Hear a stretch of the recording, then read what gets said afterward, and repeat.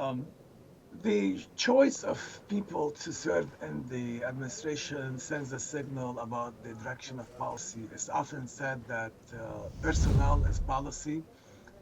So there's some concern now about the people that Trump has chosen because they have taken some extreme positions.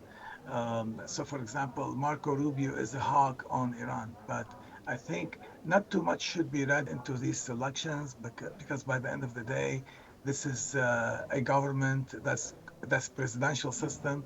It's Trump at the head of this government. He is the one with the vision. He's the one who will basically determine policy, and everybody, the ambassador, the secretaries, they will be carrying out his wishes. So regardless of the background of the people he appointed, and these selections, there's political reasons that he wants to appoint friends, people he trusts, and all that.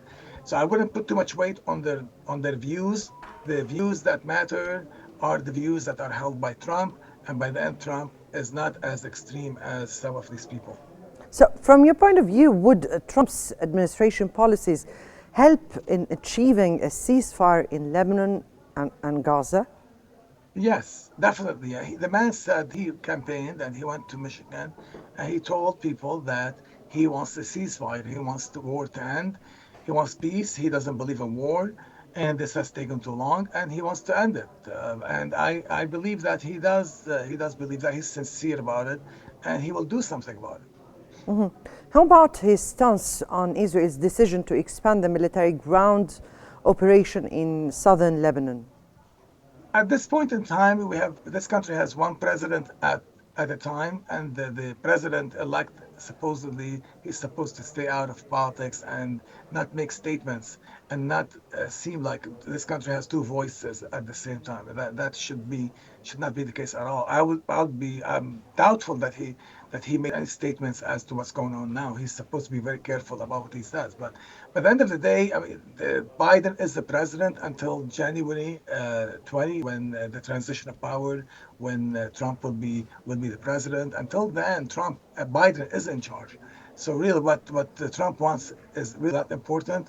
The key is that Biden has given the Israelis everything. Netanyahu is leading this, and Netanyahu is doing whatever he wants. Biden has been very weak, and when Trump is in office, I think it's not going to be the same. I don't think he will let Netanyahu ignore him and just give Netanyahu unlimited support without expecting anything in return.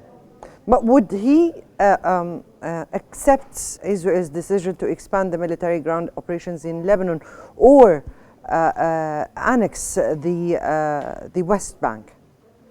Two things. One, he said he wants to end the war. So expanding the war and ending the war, they're in conflict.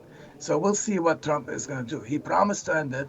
So expanding it when he's president is going to be in conflict with what he promised. That's number one. Number two, the idea of what Israel is doing in Gaza and the West Bank, there is a two-state solution. He said he wants to end the war and he wants the Abrahamic Accord and he wants Saudi Arabia to have normal relations with Israel. And Saudi Arabia has made it clear it will not normalize with Israel until there is a ceasefire and a two-state solution. So the vision of Trump is going to be in conflict with the vision of Netanyahu, because Netanyahu and the right-wing government in Israel, they say they want war, they want to fight for years, and they don't want to give the Palestinians anything.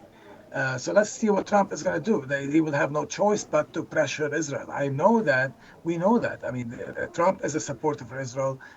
Biden is a supporter of Israel. The Republicans support Israel. Democrats support Israel. But it's another issue when you have a genocide going on. It's one Yes. thing to support Israel. It's another thing to support the genocide. It's one thing to support Israel. It's another thing to support it fighting for years with no Yes. end in sight. And that's the key difference between Trump and Biden, is that Trump has a vision, but Biden doesn't.